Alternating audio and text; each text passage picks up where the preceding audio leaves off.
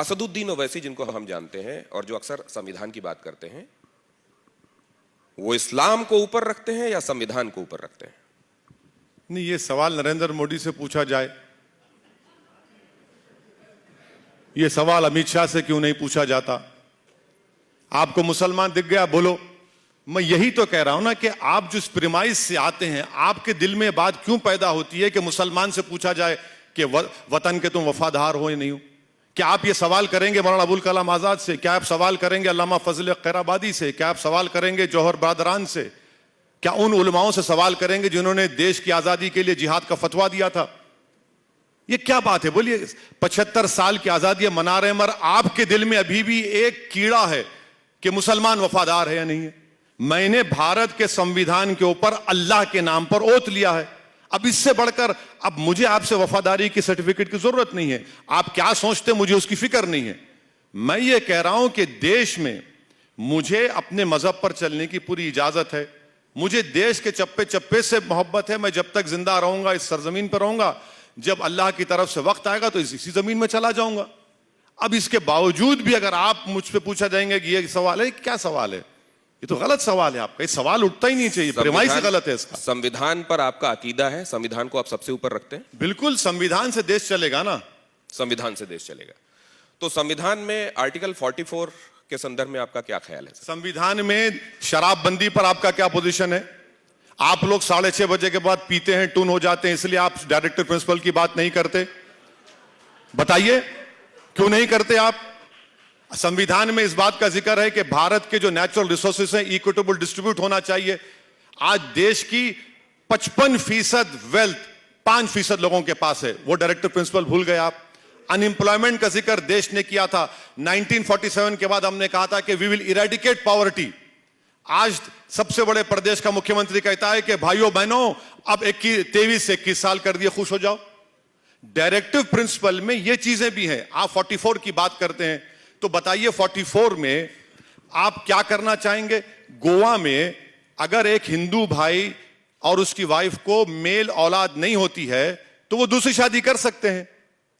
आप uniform civil code की बात करते हैं, क्या आप जाकर हिमाचल प्रदेश में एग्रीकल्चर लैंड खरीद सकते हैं? नहीं खरीद सकते। आप यूनिफॉर्म सिविल कोड की बात करते हैं कि हमने संविधान में नॉर्थ ईस्ट के मिजोरम, नागालैंड को, उन स्टेट्स को उनका कल्चरल राइट प्रोटेक्शन का संविधान में इख्तियार दिया। चलिए करके देखिए क्या तमाशा होता है वहां पर। यूनिफॉर्म सिविल कोड की जरूरत नहीं है, मेरा मानना है। इस देश की खूबसूरती उसकी डाइवर्सिटी है। और याद रखिए कि असदुद्दीन ओवैसी को बइज़्ज़त मुसलमान आर्टिकल 29 का जो फंडामेंटल राइट है, मुझे राइट टू कल्चर का प्रोटेक्शन है। मुझे उस पर आप कैसा छीन सकते हैं मुझसे? आप आर्टिकल 29 मुझसे आप नहीं, मेरा सवाल आप दूसरी तरफ ले गए।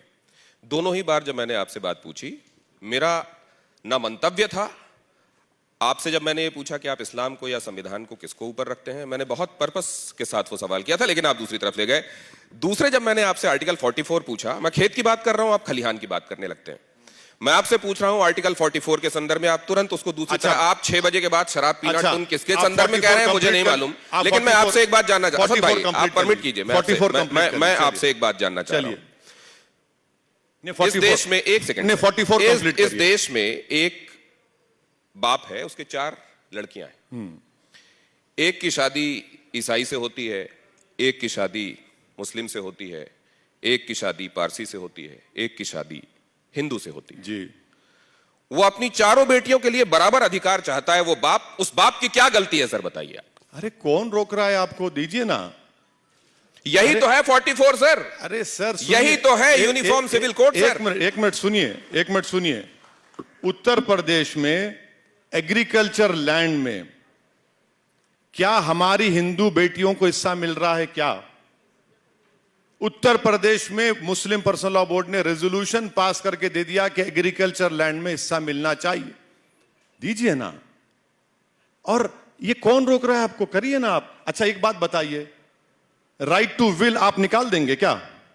करिए, निकालिए, राइट टू विल निकालिए। क्या कानून की बात कर रहे हैं आप? विल से सब कर दे सकते, निकालिए, राइट टू विल निकालिए।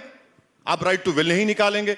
आपको लगता है कि ये मुसलमान, अरे छोड़िए ना। आप देश को देखिए पूरा। आपको लगता है नहीं 4 बेटियां हैं? अरे भाई 4 बेटियां हैं, उसको क्या करना है? जैसे आपने कहा कि एक ने एक से दूसरी शादी, ठीक है स्पेशल मैरिज एक्ट में करिए आप शादी, कौन रोक रहा है आपको? मगर मेरा जो कल्चर का प्रोटेक्शन आर्टिकल 29 में है, आप मुझसे क्यों छीनना चाहते हो उसको? मुझे समझ में नहीं आ रहा। और आप ये क्यों गलत फहमी आपको है कि आपका कल्चर अच्छा है और मेरा कल्चर गलत है? ये बिल्कुल गलत है। ये किसने कब कहा कि अरे आपका कल्चर नहीं? ये आप आपने ये देखिए, सवाल करके ही देखिए, बता रहे हैं। अब आपने कुछ 2 चीजें खुद साबित कर दी। आपने कहा कि असदुद्दीन ओवैसी कभी मुसलमानों का लीडर नहीं बनेगा, लेकिन आपने अभी मुसलमान है आपने खुद ये बता दिया कि एक्चुअली आप किसकी नुमाइंदगी कर रहे हैं। बिल्कुल नहीं। अगर मैं बोलूंगा मुसलमानों के बारे में तो क्या मुसलमान क्या मार्स से आए क्या? नहीं, भारत की सरजमीन के है ना। मैं वही कह रहा तो हूं। बोलना चाहिए तो भारत के सबकी बात नागरिक आपको हैं। नहीं, मेरा कल्चर और आपका कल्चर है तो हमारा कल्चर है सर। आप मेरा कल्चर हमारा कल्चर क्या कर रहे मैं हैं? आपसे देखिए, वही तो संविधान को समझ नहीं रहे ना आप। अगर आप आर्टिकल 29 पढ़ लीजिए खोल के, जरा पढ़ लीजिए खोल के आर्टिकल 29। वो सवालात हैं आपके, व्हाट्सएप ग्रुप है वो आपका। वो आर्टिकल 29 में तो कल्चर का प्रोटेक्शन मुझे दिया गया है, आप क्यों छीनना चाहते हो उसको? अच्छा, आपको मालूम कि नॉर्थ ईस्ट स्टेट्स में कल्चर का प्रोटेक्शन दिया गया है? अरे हर जगह का कल्चर इस देश की खूबसूरती है। जब मैंने आर्टिकल 44 की बात की तो आपने कह दिया कि कितनी बच्चियों को उत्तर प्रदेश में जमीन पे हक मिल रहा है। मैं एक बात ये जानना चाहता हूं कि अक्सर इस तरह की बातें करने वाले और समाज के उस तबके की नुमाइंदगी का दम भरने वाले, अगर प्रत्यक्ष नहीं तो परोक्ष रूप से भरने वाले, उनको मैं हमेशा एक स्टेटस में देखता हूं, एफ्लुएंट देखता हूं। वो विदेश से पढ़कर भी आते हैं। मैं आपकी बात नहीं कर रहा हूं, हालांकि आप भी विदेश से पढ़कर आए हैं, लिंकन इन से बैरिस्ट्री आपने पढ़ाई की, मैं आपकी बात नहीं कर रहा हूं।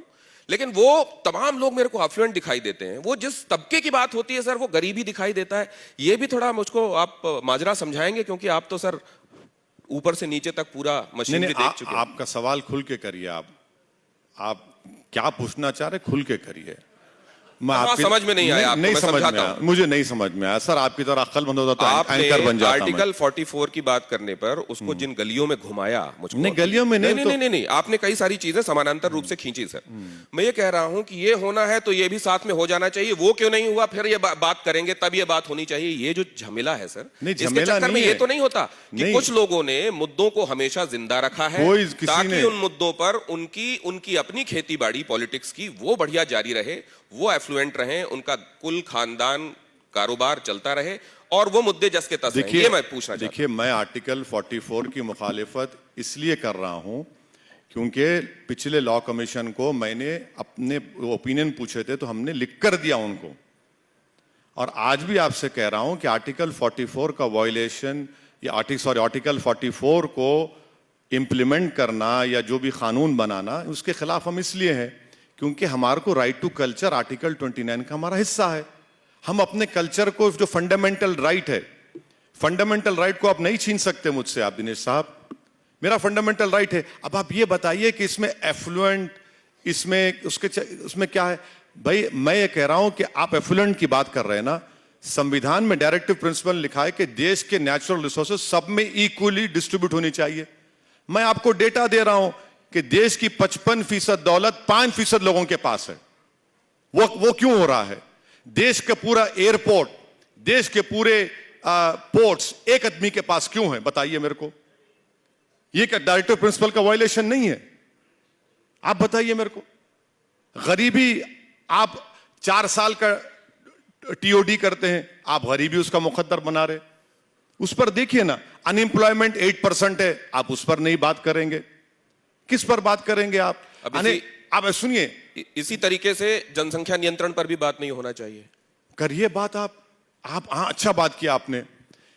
2020 दिसंबर में नरेंद्र मोदी की सरकार ने सुप्रीम कोर्ट को लिखकर एफिडेविट दिया कि 2 चाइल्ड नॉर्म के हम खिलाफ हैं क्योंकि टीएफआर रेट गिर चुका है।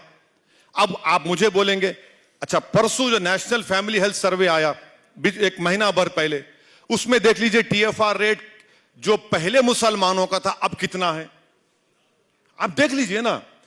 तीसरी अहम बात यह है कि जो देश के प्रधानमंत्री और भाजपा वाले नहीं बताते हैं कि इस देश में जो डेमोग्राफी है वो किसी विश्व में किसी कंट्री के पास नहीं है। आप उस डेमोग्राफी के लिए क्या कर रहे हैं बताइए ना। छोड़िए ये सब आप जो बातें कर रहे हैं। भाई अगर 50% आबादी हमारी 25 साल से कम उम्र की है, 60% आबादी 45 साल की, तो आपने नौकरियां क्यों नहीं दी उनको? आपने नौकरियां नहीं दी। अब आप कहते हैं 15 लाख में नौकरियां दूंगा 2 साल में। मेक इन इंडिया जब हुआ था 2015 में, आपने कहा make in India, skill India, startup India. देश के प्रधानमंत्री ने कहा था कि मैं 10 करोड़ नौकरियां दूंगा 2022 तक। कहां गया डेटा वो? आप उस पर बात ही नहीं करते।